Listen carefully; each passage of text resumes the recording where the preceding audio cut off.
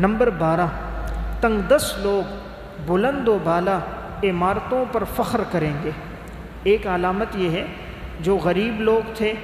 فقیر اور تنگ دست تھے، وہ بڑی بڑی عمارتیں بنائیں گے، مکانات بنائیں گے اور اس پر ایک دوسرے پر فخر ہوگا۔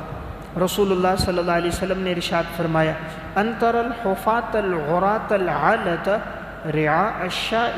یتطاولون فی البنیان۔ آپ نے فرمایا تم دیکھو گے برہنہ جسم، برہنہ پاؤں، بکریوں کو چرانے والے، وہ بلند و بالا عمارتیں بنانے میں فخر کریں گے۔ صحیح مسلم کی روایت ہے، یعنی وہ لوگ جو تنگ دست تھے، جن کے پاس کھانے کے لیے نہیں تھا، پہننے کے لیے لباس نہیں تھا، زندگی فقر میں گزرتی تھی، ان کے آباء و اجداد بکریاں چرانے والے تھے،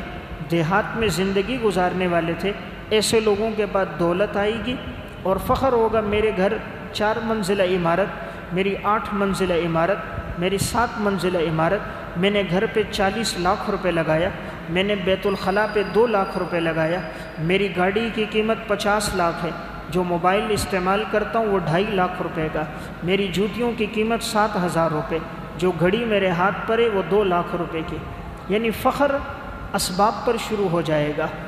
اعمال پر فخر نہیں ہوگا کہ میں تلاوت کتنی ہے،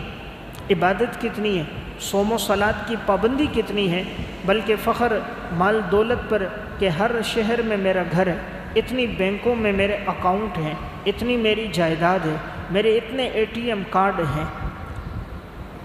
اور میرے اکاؤنٹ میں اتنا پیسہ اور رقم موجود ہے، تو آپ نے فرمایا یہ قیامت کی علامت ہے۔